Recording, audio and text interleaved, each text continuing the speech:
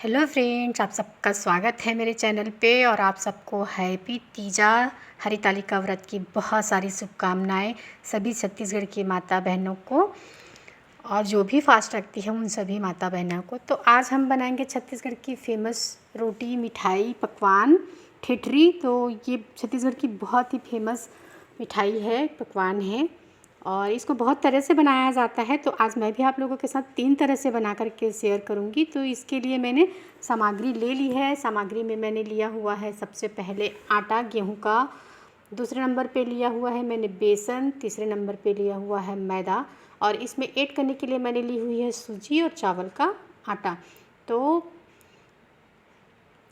मैं जो चावल का आटा है उसको गेहूं के आटे के साथ मिक्स करके बनाऊंगी, और ये जो सूजी है उसको मैं मैदा और बेसन के साथ आधा आधा मिक्स करके बनाऊंगी। इस तरह से हम 3 तरह से रोटी आज बना करके तैयार करेंगे। और इसमें हम मोयन के लिए लेंगे तेल। तो इस तरह से मैंने तेल लिया हुआ है, और सभी में उसकी ज़रूरत के हिसाब से हम मोयन लगाएंगे, जितने में हमारा आटा जो है वो अच्छे से मोयन लग जाए। और एक तरह की रोटी पे मैं जीरा ऐड करूँगी और दूसरी तरह की रोटी पे मैं अजवाइन ऐड करूँगी। तो मैंने अजवाइन और जीरा दोनों रख लिया है, और नमक रखा है मैंने स्वाद के अकॉर्डिंग। इसको भी मैं सारी प्रकार के मिठाई में ऐड करूँगी उसके स्वादानुसार से और क्वांटिटी के हिसाब से। तो इन सब चीज़ों को मैं थोड़ा सा अलग रख देती हूँ। और मैंने लिया है 3 तरह का बाउल। तो तीनों बाउल में मैं 3 तरह के आटों को मिक्स करके आटा का डो लगाऊंगी, और डो लगाने के बाद में मैं उसको ठेठरी बनाऊंगी। तो सबसे पहले मैं गेहूं के आटे वाला बनाऊंगी। तो इसके लिए मैं एक बाउल को ले लेती हूँ और गेहूं का आटा ले लेती हूँ, और बाउल में मैं गेहूं के आटा को ट्रांसफ़र कर देती हूँ। और जितनी मैंने गेहूं के आटा लिया है उसका 1/4 मैंने चावल का आटा लिया है, और इसको मैं इसी आटे में मिक्स कर दूँगी, और दोनों आटों को मैं मिक्स कर लूँगी। और इसमें मैं डालूँगी जीरा, और इसको मैं मिक्स करूँगी, अच्छी तरीके से मिक्स कर लूँगी। इस तरह से मिला लीजिएगा, और मिलाने के बाद हम इसमें लगाएंगे तेल का मोयन। तो तेल का मोयन लगाने के लिए हम इसमें तेल ऐड करेंगे। तो हम 2 बड़ा चम्मच तेल ऐड करेंगे। तो 2 चम्मच मैं इसमें तेल ऐड कर रही हूँ, और तेल डालने के बाद इसको हाथों से ही हम अच्छे से मैश करेंगे। बहुत अच्छे से इसको मैश कीजिएगा, क्योंकि तेल मैश होना बहुत ज़रूरी है। क्योंकि मोयन कितनी मात्रा में लगा है ये बहुत अच्छे से पूरा आटे में मैश हो जाने से पता चलता है। तो दोनों हाथों से इसको अच्छे से मैश कीजिएगा। मैं भी दोनों हाथों से भी कर लूँगी मैश अच्छे से। और इसके साथ ही मैं इसमें स्वाद के अकॉर्डिंग नमक ऐड करूँगी। तो पहले मैं मिक्स कर रही हूँ, और इसके बाद मैं लूँगी नमक। तो स्वाद के अकॉर्डिंग लेना है, आपको ज़्यादा मात्रा में नहीं लेना है। और आटे को इस तरह से बनाना है कि ये मुट्ठी में पकड़ने से ऐड हो जाए, अच्छे से एक बंध जाए वो, उस तरह से इतना तेल मोयन अपने को करना है।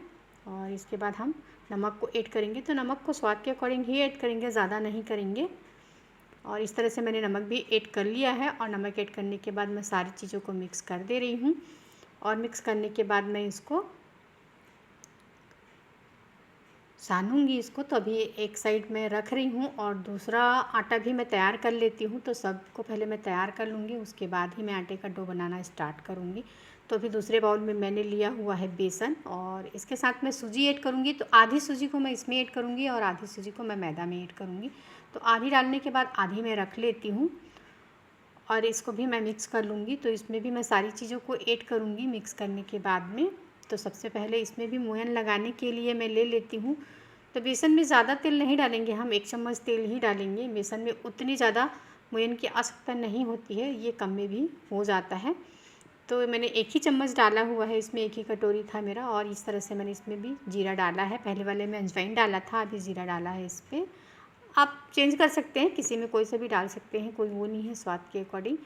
और इसको भी मैं नमक स्वाद के अनुसार डालने के बाद में मैं इसको मिक्स कर लेती हूँ, और मिक्स करके इसको भी एक साइड में रख लूँगी। दोनों हाथों से इसको भी मैश करना है, और इसकी भी कंसिस्टेंसी ऐसी होनी चाहिए कि ये भी पकड़ा जाए मुट्ठी में, तो ये एक बंद जैसे हो जाए। और अब तीसरा वाला भी मैं कर लेती हूँ मिक्स। तो मिक्स करने के लिए मैंने लिया है बाउल, और इस तरह से मैं इसमें मैदा को ऐड कर देती हूँ, और बचे हुए मैं सूजी को इसी में ऐड कर लेती हूँ। और उसी की तरह मैं इसमें भी मोयन लगाऊंगी, तो इसमें भी मैं 2 चम्मच तेल डालूंगी, क्योंकि मैदे में भी मोयन की ज़रूरत होती है, इसमें भी थोड़ा सा चिपचिपापन होता है। तो लगभग मैंने 2 चम्मच तेल इसमें डाल दिया है और डाल करके नमक डालूंगी, और नमक डालने के बाद मैं इसको भी मिक्स कर लूँगी। इसमें मैं किसी तरह का जीरा या अजवाइन नहीं डाल रही हूँ, इसको मैं प्लेन ही बनाऊंगी, क्योंकि मुझे मैदा का ठेठरी जो है वो प्लेन ही बहुत अच्छा लगता है, और सबसे ठेठरी मैदा का ही ठेठरी बन के तैयार होता है। तो इस तरह से तीनों आटे को मैंने मिक्स कर लिया है, और अब हम इसमें पानी डालेंगे, और पानी डाल करके सारे प्रकार के हमारे जो आटा हमने मिक्स तैयार किए हैं उसको हम आटे का डो बना लेंगे सान करके। तो ये देखिए मैंने एक आटे का सानना स्टार्ट किया है, और इसको मैं सान करके इस तरह से रख ली हूँ। इसमें सूजी है तो ये फूलेगा, थोड़ा कड़ा ही डो लगाना है अपने को, क्योंकि बेलना है इसको हाथों से ही। और इस तरह सारे आटा को मैं लगाते जाऊंगी और एक साइड रखते जाऊंगी। तो मैं दूसरा गेहूं का आटा को ली हूँ और इसको भी मैं मिक्स करके रख लेती हूँ। तो ये देखिए ये भी हो गया है। तो इस तरह से इसको भी सख्त डो ही लगाना है, ऐसे ही मैदा को लगाया है ऐसे ही इसको लगाया है। और बेसन का जो बच गया है तो इसको भी मैं वैसे ही बना लेती हूँ। तो इसमें भी ज़्यादा पानी की आवश्यकता नहीं है, इसको भी ऐसे ही मतलब बना लेना है आपको, सख्त ही बनाना है इसको भी, इससे बेलने में आसानी होती है। और वैसे कम ज़्यादा हुआ तो आप इसमें और थोड़ा मतलब बेसन मैदा या आटा जिस टाइप का आटा है उस हिसाब से आप उसमें ऐड करके उसको सख्त बना सकते हैं।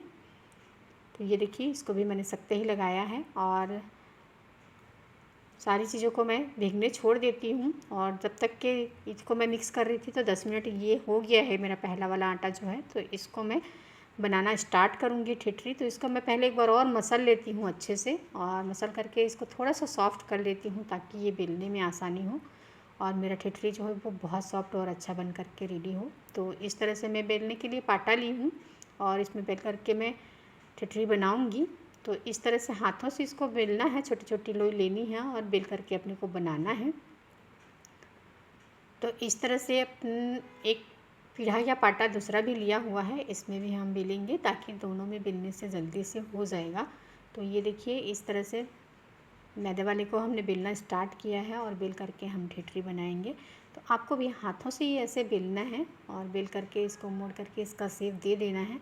तो इस तरह से मोड़ लेंगे, और दोनों सिरों को हम चिपकाते हुए ठेठरी का शेप दे करके हम इसको अलग रखते जाएंगे इस तरह से प्लेट में। और सारी ठेठरी को हम ऐसे ही बेल लेंगे और बेल करके रखते जाएंगे। और दूसरे पाटे पे हम जो बेसन वाला वो था उसका ठेठरी और चकोली दोनों बना करके रेडी करेंगे हम इसका। तो इसमें बेल रही हूँ मैं, और इस तरह से ठेठरी मैंने बनाना स्टार्ट किया है और बना करके रखेंगे। तो पहला मैंने ठेठरी बनाया, दूसरा मैं चकोली बना रही हूँ। तो इस तरह से मैं आधे डो का आटे का मैं चकोली बनाऊंगी और आधे का मैं ठेठरी बनाऊंगी। तो दोनों तरह से आप बना सकते हैं, टेस्ट दोनों का सेम रहेगा, बस शेप अलग अलग है। आप दूसरे शेप में भी कुछ बना सकते हैं, मैं 2 ही शेप बना रही हूँ। और इस तरह से हमारा बाकी ठेठरी भी बेला रहा है, गेहूँ वाला भी, मैदा वाला भी और बेसन वाला भी। तो तीनों तरह के ठेठरी को हम बेल करके रेडी करेंगे। तो ये देखिए हमारा सारा ठेठरी जो है वो रेडी होता जा रहा है आराम से। और सारी ठेठरी को बेल करके पहले हम प्लेट में रख लेंगे और उसके बाद ही हम बनाएंगे। तो ये देखिए ये हमारा बेसन का है, ये मैदा का है, और ये गेहूं का ठेठरी जो है वो बन रहा है। तो सारी ठेठरी जब बन जाएगी तो हम इसको छानना प्रारंभ करेंगे। तो ये देखिए सारे ठेठरी हमारा बेला चुका है, बन चुका है। तो और बहुत अच्छा ये बन करके रेडी हुआ है। तो अब इसको हम छानने के लिए किचन की ओर चलेंगे और छान लेंगे। तो आइए सब चलते हैं ले जा कर के इसको हम छानने के लिए। तो हमने गैस ऑन किया है, गैस पे कढ़ाई चढ़ाई है, तेल भी गरम करने छोड़ दिया है। और जैसे ही तेल गरम हो जाता है हमारा तो हम इसमें सारे ठेठरी को फ्राई करना स्टार्ट करेंगे, और फ्राई करके हमारा पकवान जो है वो बन करके रेडी हो जाएगा। तो सबसे पहले हमने चकोली को जो बेसन से हमने बनाया हुआ है उसी को फ्राई कर रहे हैं। ये देखिए सारे पीसेस को मैं डाल रही हूँ, और इसी में मैं ठेठरी को भी डाल लूँगी। तेल की मात्रा मैंने ज़्यादा ली हुई है ताकि सारी जल्दी से मेरी फ्राई हो जाए, क्योंकि और भी तैयारी करनी है मुझे आज उपवास पिज़्ज़ा की। तो पहले मैं इसको छान लेती हूँ, उसके बाद ही मैं तैयार होंगी। तो मैंने छानना प्रारंभ किया है, और मेरा चकोली और ठेठरी वाला जो बेसन का था वो तैयार हो चुका है। पहला बार में ही ये एक ही बार में सारे पीसेस फ्राई हो चुके हैं। और ये देखिए इसका कलर और टेक्सचर कितना अच्छा आया है, बहुत अच्छे से। और ये पक कर के तैयार हो गया है, बहुत ही टेस्टी और कुरकुरा। और ये सख्त नहीं बनेगा क्योंकि हमने मोयन अच्छे से लगाया हुआ है, और ये खाने में भी बहुत टेस्टी लगेगा। तो इसको अब हम छान लेते हैं क्योंकि ये छानने लायक हो गया है, और छान करके हम इसको एक प्लेट में रख लेते हैं। तो इस तरह से आपको भी पलटा पलटा करके तल लेना है। और जैसे ही इसकी कलर का टेक्सचर ऐसा आ जाए, अच्छे से पक जाए, आँच को आपको मीडियम ही रखना है, ना ज़्यादा हाई ना ज़्यादा लो। और इस तरह से इसको पकाना है ताकि ये अंदर तक पके भी और जले भी नहीं और कच्चा भी ना रहे। इस तरह से ये बहुत अच्छे से पक गया है। और दूसरा इसी तेल में थोड़ी सी ये गर्म हो जाए फिर हम दूसरा भी लगा लेंगे। तो इसके बाद हम लगा रहे हैं हमारा मैदा वाला जो है उसको लगा देते हैं इस तरह से। 2-2 3-3 करके भी आप डाल सकते हैं। ये बाद में फ्राई होने के बाद में अलग अलग हो जाते हैं, चिपकते नहीं हैं, ये बहुत अच्छे फ्राई हो जाएंगे। तो इसी तरह से मैं टिटरी को लगा रही हूँ, और इसको मैं 2 बार में तलूँगी क्योंकि ये थोड़ी सी ज़्यादा है, तो एक बार में नहीं आएगी, तो मैं 2 बार में तल लूँगी। और इस तरह से मैं मीडियम आंच को रखते हुए इसको तल रही हूँ, और इसको भी वैसे ही सुर्ख कलर होने तक के मैं तलूँगी मीडियम आंच पे। और ये तल करके बहुत अच्छी पकवान बन कर के रेडी होगी हमारी। और ये देखिए मैं इसको चला रही हूँ, बीच बीच में पलटा रही हूँ, और फाइनली ये मेरा पक कर के तैयार हो गया है। तो इसको भी मैं निकाल लेती हूँ। और ये देखिए ये भी कितना सुंदर इसका कलर टेक्सचर आया है, और ये भी बहुत टेस्टी बन कर के रेडी होती है, सबसे टेस्टी यही लगती है। तो इसको भी मैं प्लेट में शिफ्ट कर लेती हूँ, और इसके बाद मैं दूसरा शिफ्ट इसका लगा लूँगी। और दूसरा शिफ्ट भी जैसे ही मेरा तैयार हो जाता है तो मैं गेहूँ वाला को भी कर लूँगी। तो मैं इसमें दूसरा शिफ्ट लगा देती हूँ मैदे वाले का, तो 2 बार में ये कंप्लीट हो जाएगा। तो ये देखिए मैं लगा दे रही हूँ इसमें, और ये भी फ्राई हो जाएगा बहुत जल्दी से। इसको भी फ्राई होने में 2 से 3 मिनट ही लगेंगे, ज़्यादा नहीं लगेंगे, और ये फ्राई हो जाएगा। तो आपको भी इसी तरह से फ्राई कर लेना है। और ये देखिए ये फ्राई हो चुका है, तो इसको भी मैं इसी में शिफ्ट कर लेती हूँ थाली में, और सारे पीसेस को मैं निकाल लूँगी। ये ज़्यादा तेल भी नहीं सोखता है, और ये बहुत अच्छा है, हेल्दी भी है, टेस्टी भी है। एक बार बनाइएगा और खा करके देखिएगा, छत्तीसगढ़ की रेसिपी। और इसका मिठाई पकवान बहुत अच्छा टेस्ट देता है। और अब मैं गेहूं वाला लगा लेती हूँ, और इस तरह से इसको भी मैं छान लूँगी सारे पीसेस को। तो इस तरह से मैं लगा रही हूँ,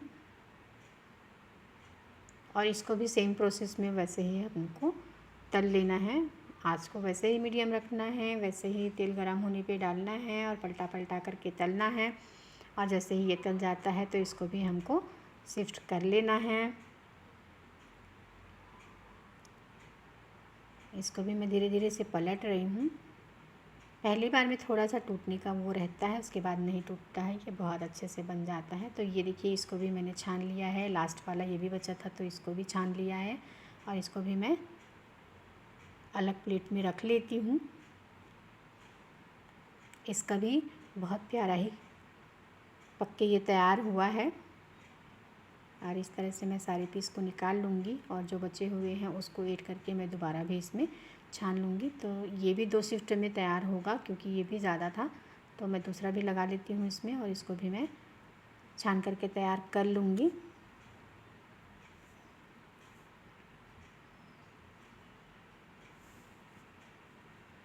और ये देखिए ये लास्ट है मेरा, सारे पीसेस सब मेरे तल चुके हैं तीनों ही प्रकार से। और इसको भी मैं थाली में रख लेती हूँ। और सबको एक साथ रखने के बाद मैं आपको तीनों प्रकार की मिठाई को एक साथ दिखा रही हूँ। ये देखिए ये मेरा गेहूं का, ये मैदे का, और ये मेरा बेसन का। तो तीनों ही प्रकार की मिठाई मेरी ठेठरी जो है वो बहुत अच्छा बन के रेडी हुआ है, बहुत अच्छा टेस्टी और कुरकुरा। तो आप लोगों को मेरे द्वारा बनाई गई आज की ठेठरी की रेसिपी कैसा लगी मुझे कमेंट करके ज़रूर बताइएगा। मेरे चैनल को सब्सक्राइब कीजिएगा, लाइक कीजिएगा, वीडियो को दोस्तों के साथ शेयर कीजिएगा। और ऐसे ही अन्य और वीडियोस में मैं आप लोगों से फिर मिलूँगी। तब तक के लिए आप सबको Radhe Radhe. Thanks for watching.